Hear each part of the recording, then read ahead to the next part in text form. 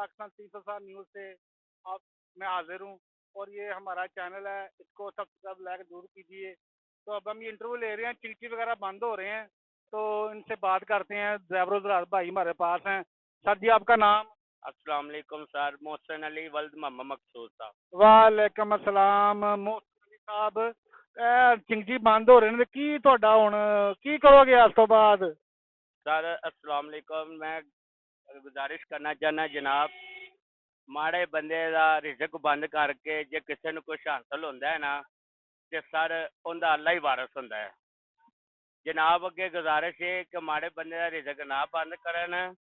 मरियम नवाज साहब अगे भी गुजारिश है, नवाज शरीफ साहब अगे गुजारिश है कि जनाब ए दशके चलते रहन दो, माड़े बंदे का रिजक रोटी लगा रहन दो।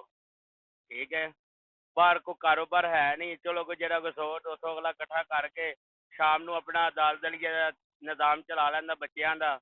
की समझे हो, ये बंद हो गए तो समझो दुनिया भी बंद हो गई, दुनिया के कलेजे भी बंद हो जाने ने सर। ਜਾਂ ਫਿਰ ਘੁੰਮਣ ਚਾਹੀਦੇ ਤੁਹਾਡੇ ਇਹ ਲੈ ਕੇ ਕੋਈ ਹੋਰ ਚੀਜ਼ ਦੇ ਦੇਣ ਤਾਂ ਕਿ ਤੁਹਾਡਾ ਵੀ ਗੁਜ਼ਾਰਾ ਚੱਲਦਾ ਰਹੇ ਯਾਰ, ਬਿਲਕੁਲ ਬੰਦ ਨਾ ਹੀ ਹੋਣ ਤੇ ਚੰਗਾ ਹੈ।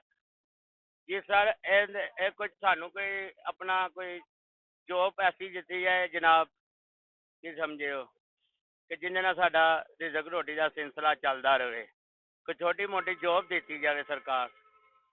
ਤੇ ਕੀ अर्ज की करना चाहते हो हुकूमत ਦੇ ਅੱਗੇ? सरकार अर्ज यही है कि चिंकी ना बंद करो, जो बंद करना है सरकार तो माड़े बंदे का जरूर सोचना।